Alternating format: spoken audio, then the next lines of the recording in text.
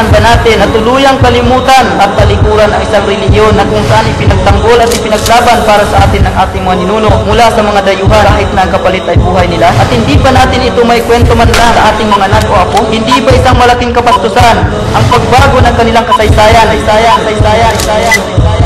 at managlakbay ang pagbigay ng masamang paratang sa relihiyong kanilang sinasabuhay sa kapanahunan nila.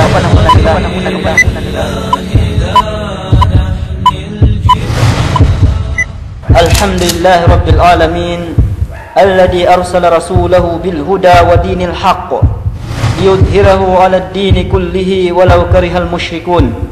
Wassalatu wassalamu ala asyrafil anbiya'i wal mursalin Sayyidina Muhammadin wa ala alihi wa ashabihi ajma'in wa man tasanna bi sunnatihi ila yaumiddin. Amma ba'd. Assalamu alaikum wa rahmatullahi ta'ala wa barakatuh. Qala Allah subhanahu wa ta'ala ba'da a'udhu billahi minash shaitanir rajim yuriduna liyutfi'u nurallahi bi afwahihim wallahu mutimmu nurihi walau karihal kafirun. Ang pagpupuri at pasasalamat ay tanging kay Allah subhanahu wa ta'ala lamang, ang Panginoon ng mga daigdig.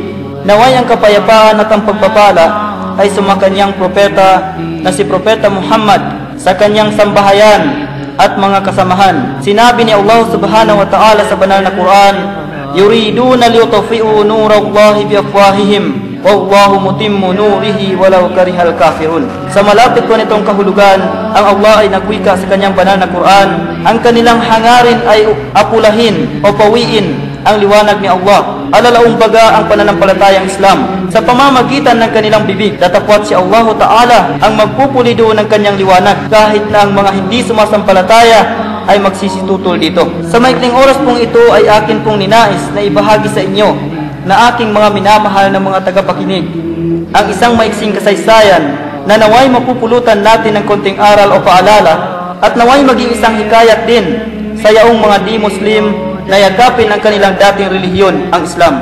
At ibabaksa po natin sa pahayag na ito ang maikling kasaysayan ng Islam sa Pilipinas. At bago pa man yun, ako'y humingi kay Allah Ta'ala ng lakas at pahintulot upang maibahagi ko ito ng maayos. Isa na rin po sa dahilan kung bakit hinihimok namin kayong aming kababayan na kakristyanuhan sa Pilipinas o yaong mga di-Muslim na yakapin ang kanilang dating relihiyon, ang Islam. Patay na rin sa nakatagong kasaysayan ng relihiyon sa ating bansa. Bago pa dumating sa Pilipinas ang iba't ibang aral tungkol sa pananampalataya, likas na sa ating mga ninunong ang sumamba sa Diyos. Bagamat ito ay hindi ayon sa katotohanan, sapagkat sila ay maibibilang sa tinatawag na animist o mga sumasamba sa lahat na halos ng mga bagay na nilikha maliban sa dakilang lumikha. Ang sinasamba ng ating mga ninuno noon ay bundok, araw, buwan, bituin, puno, kidlat, kulog, apoy at iba pa. Ngunit nang dumating ang aral ng Islam, ang tunay na relihiyong galing sa nag-iisang tagapaglikha na si Allah subhanahu wa ta'ala, nagkaroon ng ganap na pagbabago sa kanilang buhay at relihiyon. Naitatag nila ang isang pamayanang Muslim, ngunit ito hindi nagtagal. Nang dumating ang mga dayuhang Kastila sa bansang Pilipinas, sinakop nila ito at pinilit nilang palitan ang relihiyong Islam sa pamamagitan ng dulo ng espada. Ang relihiyong Islam ay unang inihayag sa Pilipinas noong taong 1380 ng isang Arabo na Sheikh Makdum. Itinayo niya ang unang masjid sa Pilipinas o moske sa Tubig Indangan, Simunol, Tawi-Tawi. At siya ay doon na rin namatay at doon na rin siya inilibing. Noong taong 1390, si Raha Baginda ay dumating sa bansang Pilipinas at itinuloy niya ang naiwang gawain ni Sheikh Makdum. Ganun din naman, dumating din si Abu Bakar sa Hulo noong taong 1450 at di naglaon, siya ay kinasal sa anak ni Raha Baginda na si Prinsesa Paramisuli. Si Abu Bakar ang nagpasimula ng sultanate sa Sulu at siya at ang kanyang asawa ang siyang kauna-unahang sultan at sultana. Matapos maitatag ang relihiyong Islam sa Sulu, ang mga Muslim ay kumilos patungong Mindanao sa pamumuno ni Sharif Kabungsuan. Sila ay dumaong sa Maguindanao na ngayon ay Cotabato noong taong 1475. At di naglaon, siya ay kinasal kay Prinsesa Tunina. Sila ang unang sultan at sultana sa Maguindanao. Nang sumunod na mga taon, maraming Muslim na mga dato mula sa Borneo ang dumating sa Pilipinas nang mabalitaan nila ang mabuting pagtanggap ng mga Pilipino. Dumating sa bansang Pilipinas ang 10 dato at sila ay dumaong sa Panay. Ang mga datong ito ay sina Dato Puti, Dato Sumakwil, Bangkaya, Dumangsol, Paiburong, Paduhinog, Ubay, Dumangsil, Dumalugdog at Balinsula, ngayon ay Balinsuela. Si Dato Puti ang pinuno ng pangkat na ito sapagkat bihasa siya sa paglalakbay dagat. Sila ay dumaong sa San Joaquin, Iloilo. Noong araw ay kilala sa tawag na Siwaragan. Si Dato Puti at ang kanyang 9 na mga kasama ay binili ang mababang bahagi ng Iloilo kay Marikudo, ang pinuno ng mga Itas o Pigmis, at naitatag nilang ganap ang kolonya o komunidad ng Islam doon. Nang ang komunidad Islam ng mga taga Borneo ay ganap ng naitatag sa Panay, si Dato Puti, Dato Balinsula at Dato Dumangsil ay naglayag patungong norte at sila'y dumaong sa Batangas. Itinatag ni Dato Balinsula at Dato Dumangsil ang kanilang komunidad doon sa Batangas. Subalit si Dato Puti ay nagbalik sa Borneo at bumagtas sa Mindoro at Palawan. Nang sumapit siya sa Borneo ay binalita niya ang kanilang naging karanasan. Bunga nito, higit na marami pang mga taga Borneo ang naakit na magpunta sa Pilipinas. Ang pagdating ng mga Kastila at Kristyanismo. Nang dumating si Magellan sa Limasawa noong 16 ng Marso, taong 1521, ang Pilipinas ay isa ng bansang Muslim. 144 na taon na ang relihiyong Islam sa bansang Pilipinas bago pa dumating ang mga Kastila o ang Kristyanismo.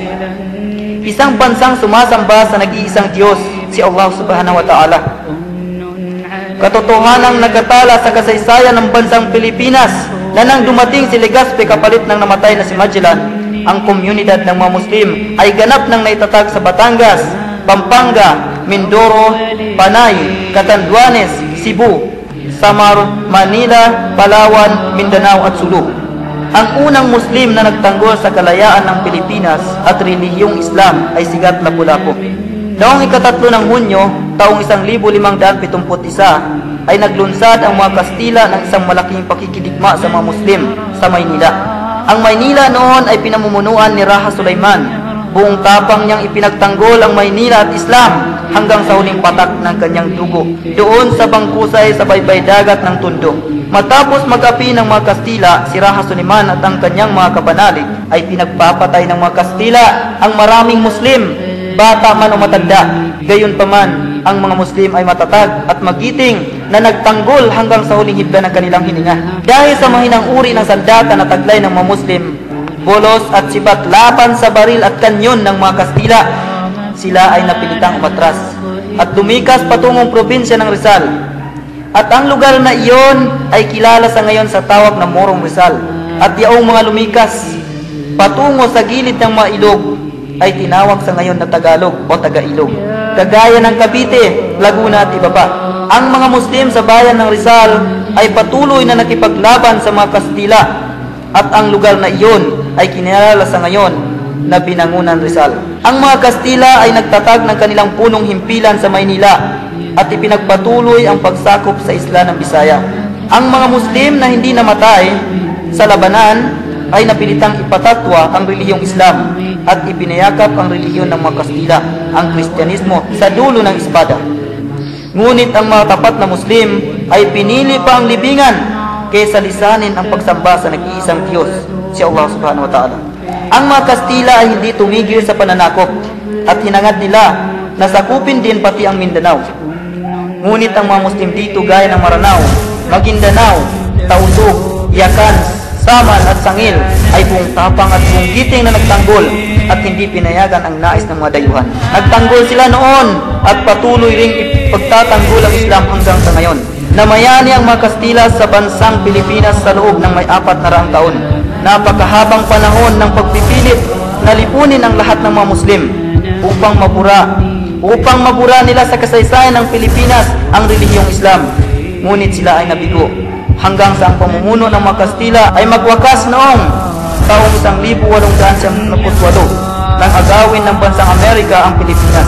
Lumasak man ng pansamantalang pagkalupig ang bansang Pilipinas, ang reliyong Islam na bigay ng dakilang lumikha ay mananatiling nakatayo at matatag na kailanman ay hindi matitinag.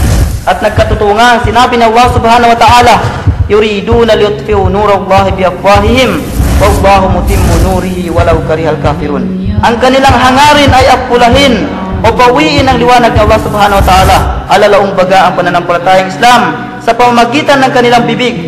Tatapat si Allah subhanahu wa ta'ala ang magpupulido ng kanyang liwanag, kahit na ang mga hindi sumasampalataya ay magsitutol dito. Ngunit sa kabila ng ating mga narinig, ay ilan pa rin sa ating mga kapatid na Muslim ang hindi pinapahalagahan ang relihiyong ito. Bagkus ikinahihiya pa nila at tinatago ang pagiging Muslim nila. Hindi sinusunod at isinasabuhay ang mga kautusan nito at hindi iniiwan ang may pinagbabawal nito.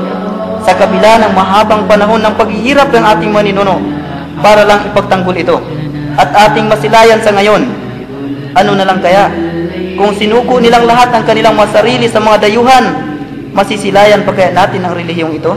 At bilang pangwakas, aking tatapusin ang maikling pahayag na ito sa pamamagitan ng ilang mga tanong na nararapat bigyang pansin ng mga tagapakinig. Una, hayaan ba natin na tuluyang kalimutan at talikuran ang isang relihiyon na kung saan ipinagtanggol at ipinaglaban para sa atin ng ating mga ninuno mula sa mga dayuhan, kahit na ang kapalit ay buhay nila?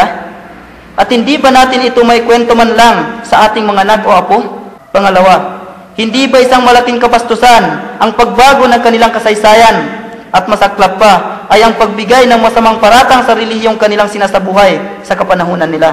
Huwag po natin kalimutan ang sinabi ng Allah subhanahu wa ta'ala, wa may yabtaghi ghayral islami dinan falay yuqbala minhu wa huwa fil akhirati minal khasirin. Sino mang kumuha o tumanggap maliban sa Islam bilang kanyang relihiyon, ito'y hindi tatanggapin mula sa kanya. At sa araw ng paghuhukom, siya ay magiging kasama ng mga taong talunan o mga nalugi. Alalahanin po, ang Islam ay hindi bagong relihiyon na ipapalit sa pananampalatayang iyong pinaniniwalaan, bagkus ito ang dati mong relihiyon na kanilang pinalitan. Naway mapulutan natin ang aral ang pahayag na ito. Ako'y humihingi kay Allah subhanahu wa ta'ala ng kapatawaran at naway pagtubayan niya tayong lahat sa tuwid na landas. Amin, amin, amin. Ang lahat ng papuri ay sa Allah lamang. Assalamu alaikum wa rahmatullahi ta'ala wa barakatuh. فتبكي دموعك يا أمي عن دربي لا لن تثنيني. أماه طريق وضحاه والقلب يسير به فرحا، وجهاد متقد ودم بالعزة قد نضحا.